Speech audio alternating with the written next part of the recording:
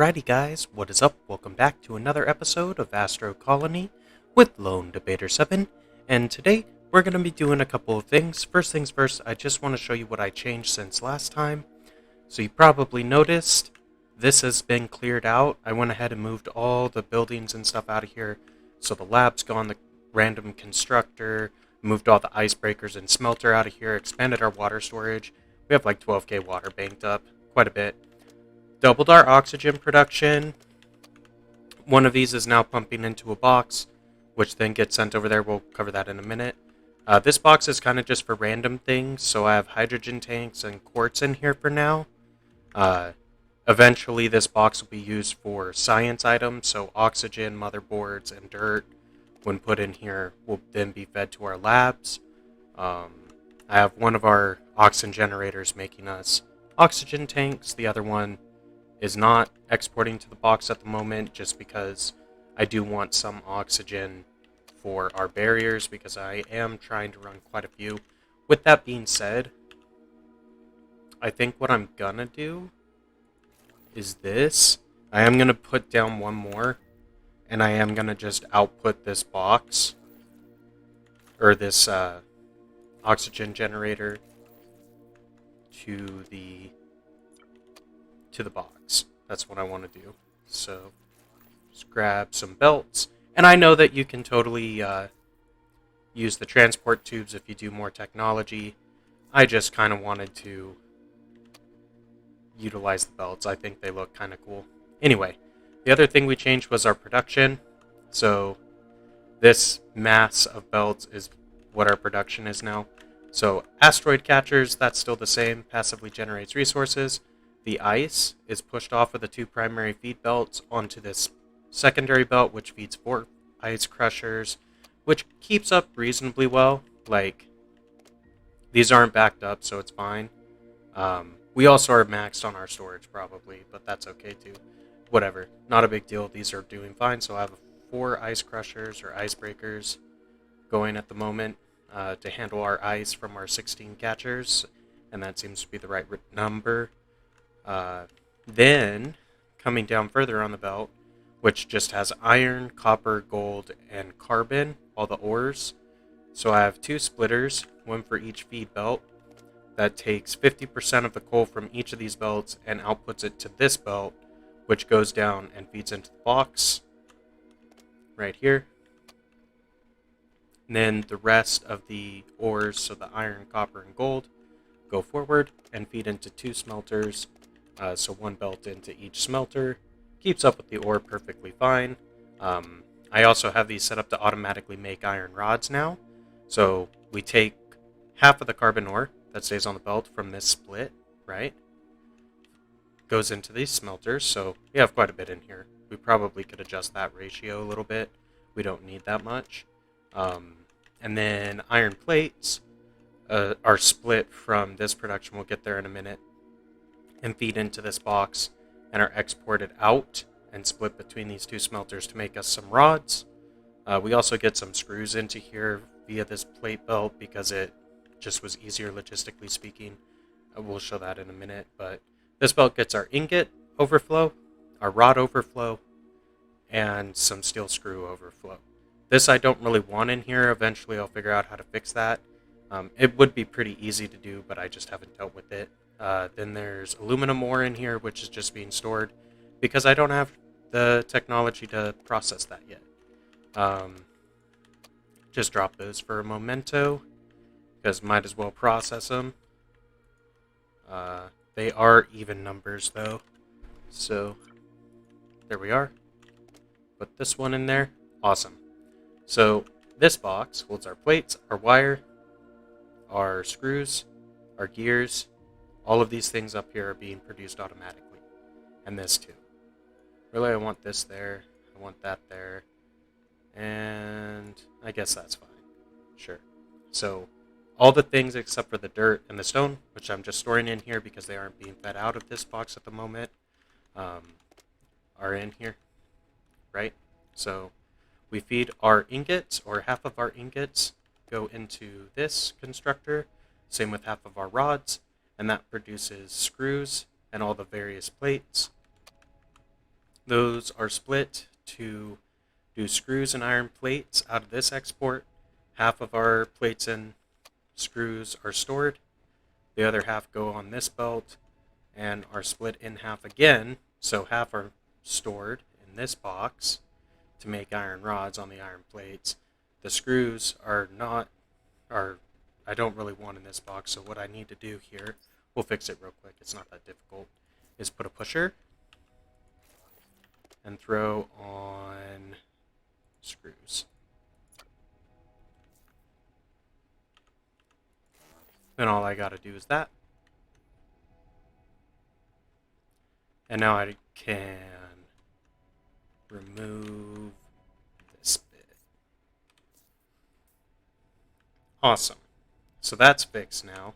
But anyway, so screws go down here to be turned into gears. So all of our manufacturers down here, except for this one, are being used to make gears. And all the various types of wires, they're split evenly from this output does gold and copper, which just runs straight. The iron and gears come in at this point and also are split appropriately between these three. The outputs on these, just the copper wire from those two, go into these two constructors for these guys, electronic parts. These two constructors are ultimately going to be used to make motherboards down here once I get the technology. That's why I have the electronic parts in here. So I changed this to just feed electronic parts into these. And then all of the overflow, so the wires and the gears from this belt, these two manufacturers, get pushed off and fed back into the box. Same with the motherboards and gears that might get made in these. They come out, go into the box. So that's how that system is set up. Now for the fun part. I extended out this whole dealio to fit 4 labs. So I plan on having 4 labs. I've got this belt, which runs through our docks. And yes, you do have to run it through the docks. I tried just connecting it across like that, and it will not work. It will not work because you can't place the building on this platform while it's on this platform. So you do have to go through the docks. That's fine. That's a realism thing, and I'm cool with that. So it made me rethink how to do this. So I have back here a belt where our science comes out. And the way I'm handling this is half of our kept bars. So there's a split up here for half of all the outputs of our smelters to be stored in this box. Half of that half, so a quarter of all of our iron bars, copper bars, and iron rods are then sent back along this belt and go into these 2 labs at the back. These 2 labs I'm saving to hold or to do space science and high-tech science specifically, because there's only so much ingredient room you have inside of each of these. You can only do 3 types of science at a time in each one. So that's why I'm doing that. So these 3 are going to do engineering, chemistry, and biology science, and these 2 are going to do space and high-tech science. That's the plan right now, yada yada. I do have it set up to make biology science or carbon fiber to make into biology science automatically. I need to get the carbon fiber technology to set these constructors up, but I have 4 of them. They get carbon ore from this box. So the half of our carbon ore that we're storing is being sent into these constructors. And then once we get this technology for carbon fiber, these 4 are going to be making carbon fiber. It's a 30-second per item craft.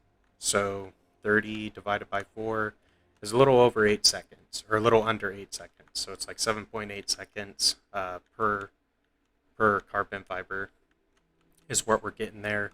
Or another way to say that is we're getting 4 carbon fiber every 30 seconds with these constructors. Those come in and feed onto the same belt with the quarter of our iron, copper, and iron rods that come through, and those get fed into the back labs. Once we do space science, all I will need to do, and I've already set it up, is take motherboards out of this box, which is already set up to be crafted once I get the tech. I just have to enable this recipe. And these will be turned into these. They'll feed into this box. Then they'll feed out of this box into this box. And then out of this box onto this belt, through the docks, to these two labs, because of this pusher, it'll move the motherboards.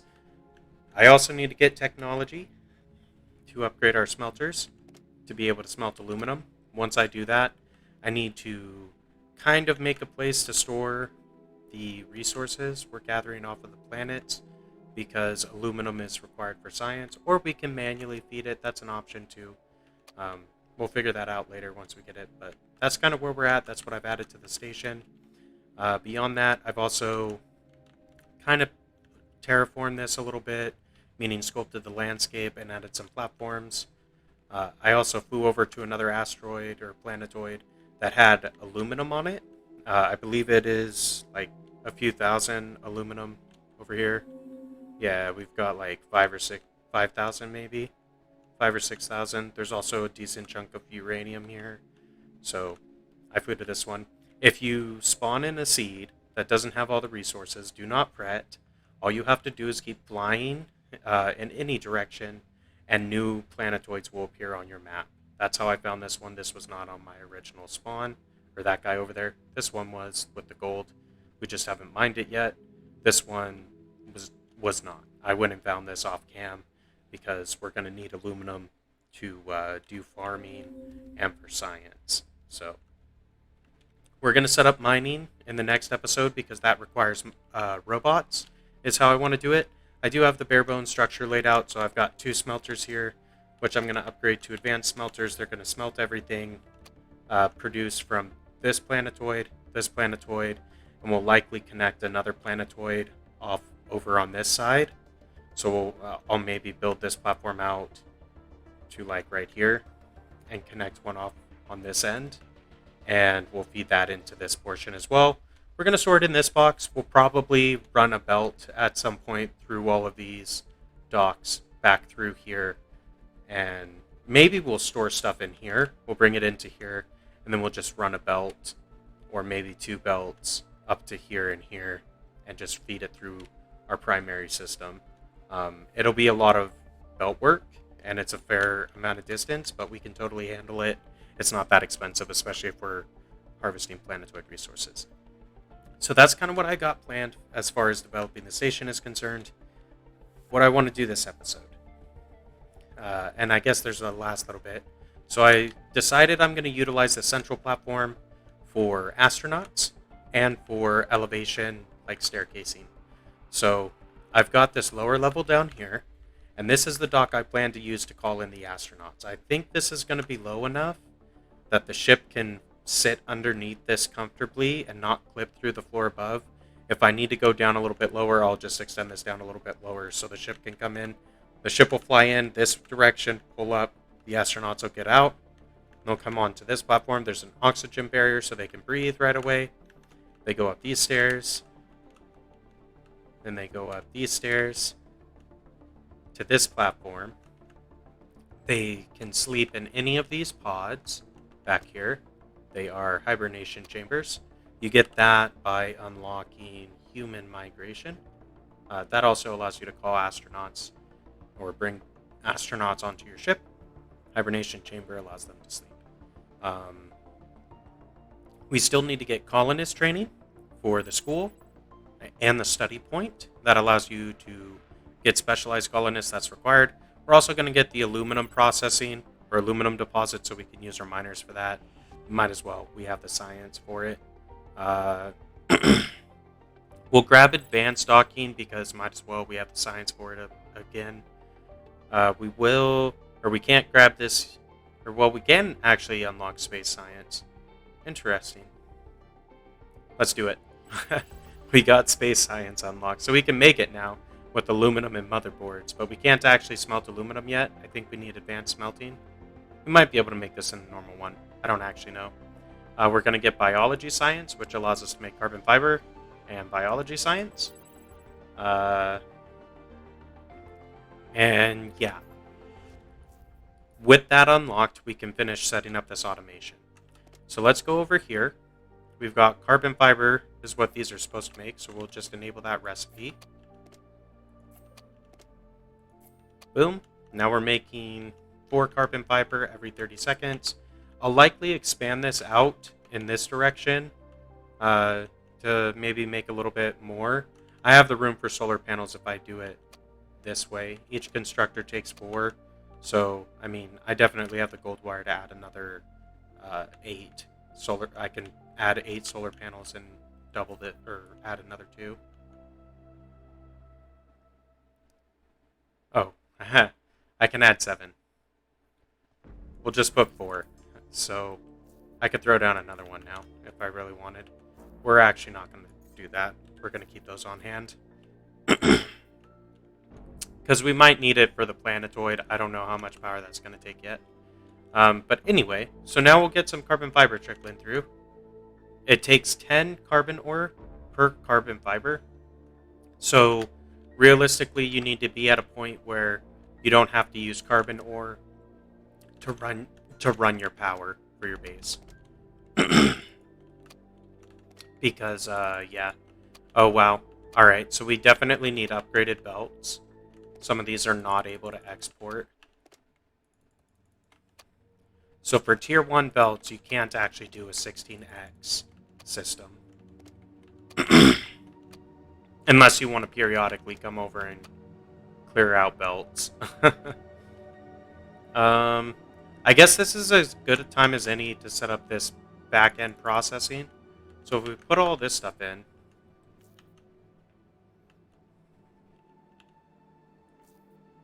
we need a filter. Always place the filter before the belts when you're exporting from these boxes. If there's stuff inside before when you're placing the belt, otherwise you will export everything. So we want iron, copper, gold, carbon, and ice can all come out on this belt. And that's all that you can fit on a single filter, so that actually works perfect.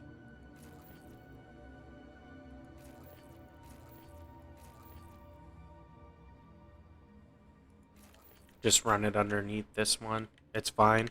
You can't, unfortunately, stack the water towers or the water container blocks. I was hoping you could build like a vertical tank of water, but you cannot, and that's alright. Not the end of the world. Now, we want these to come in at the back. Oh, whoops. Water pipe's in the way.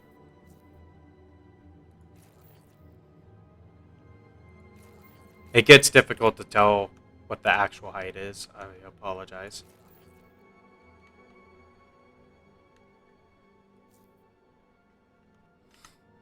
Okay, we want a splitter. Because the plan...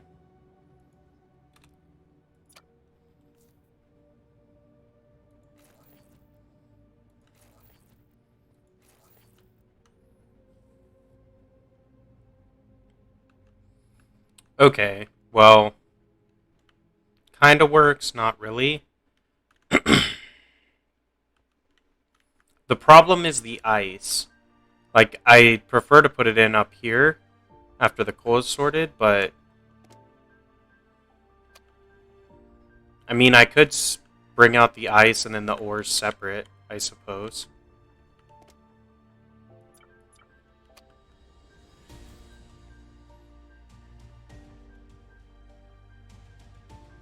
Sometimes the selector is great, sometimes it's not. With conveyor belts, like, every once in a while, when you grab a sloped belt, it will not let you adjust with the scroll wheel down into, not, sloped belt. It's kind of weird. I don't know why it does that. Because it's only sometimes. Like, sometimes it's fine. Okay. This doesn't have a filter. Gosh darn it. This one still needs carbon.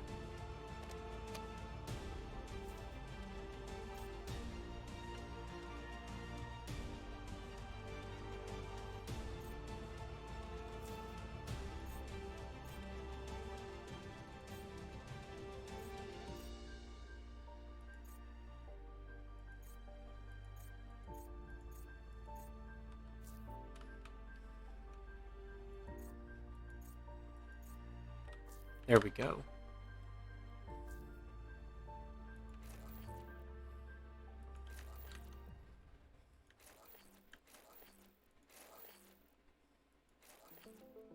I don't know why those randomly turned either. There we go. Whatever.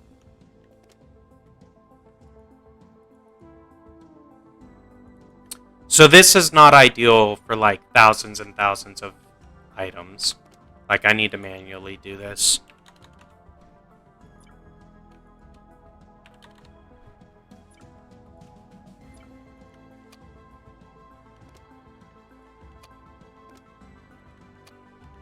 Once we get upgraded belts unlocked, though, we'll be fine. I'm just going to throw all this in here, actually.